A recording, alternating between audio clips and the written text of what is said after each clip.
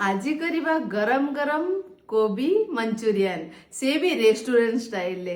Restaurant खाइबा सब आमको भल लगे कहीं ना सेटा पूरा क्रिस्पी थाए कोबीटा घरे गले जमा हुएनी। तो आज मु शिखेबी किछि टिप्स एंड ट्रिक्स जो थे कि एमती रेस्टोरेंट स्टाइल क्रिस्पी हबो आउ सेम टेस्ट लागिवो। मु ग्यारंटी दूची आपण माने सेम प्रोसीजर फॉलो करंतु पूरा टेस्टी लागिवो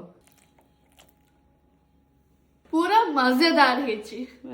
प्रथमे कोबी गुडी को एमती छोट छोट करी काटी दबा पानी बॉईल कर दीजिए लूण पके दीजिए देन एगुडी को पके दबा आपको जस्ट 2 मिनट पे आमे फुटेबा 2 मिनट हे गलानी एबे आमे काढी दबा कोबी गुडी को एबे ठंडा हे गलानी आरो एबे मेन स्टेप करबा कोटिंग दबा आरो प्रथमे गोटे कप मैदा नै जिबा कॉर्न स्टार्च नबा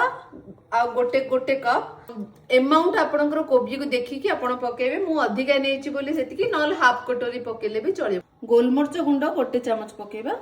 लूण स्वाद अनुसार पकेबा ए सब को भल से मिक्स करिकी अल्प अल्प करी पानी पकेबा आमे देखंतु पूरा एमिति ही बैटरटा हबो हमरो देन ए कोबी गुडी को आदरे पके दबा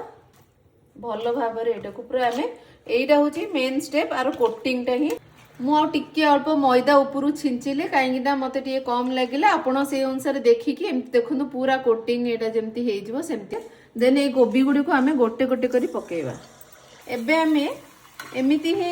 70% खने कुक हेतिबो एटा को आमे काढी दबा एमती टिके ठंडा हैला परे आमे आउथरे एमती हाई आंच करिकी आउथरे आमे एगुडी को पके दबा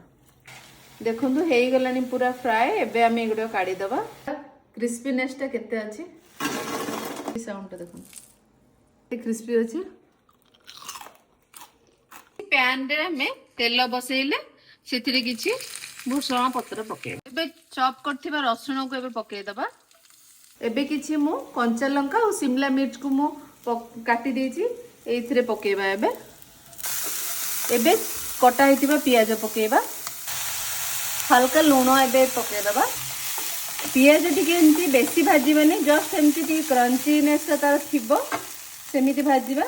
देन एथिरे गोलमरच गुंड पकेबा टमाटो सॉस 2 चम्मच हाफ चम्मच कॉर्नफ्लोर को मु पानी रे गोळे देथिली सेइटा एबे पके दबा आदरे देखंतु ए ग्रेवी हमरो रेडी हे गेला आ कोबी भी हमरो डबल फ्राई हे कि रेडी हे गेला एटा बहुत समय पर्यंत एमती क्रंची हे कि रहइबो देन ए दीटा करके आपण रखी देथिबे खाइला समय रे भी आपण ताकू पकेकी मिक्स करके खाई परिबे बहुत गरम गरम ही भल लागिवो एटा कोबी गुडी का एबे पके दबा धनिया पत्र एबे पके दबा हे गेला हमरो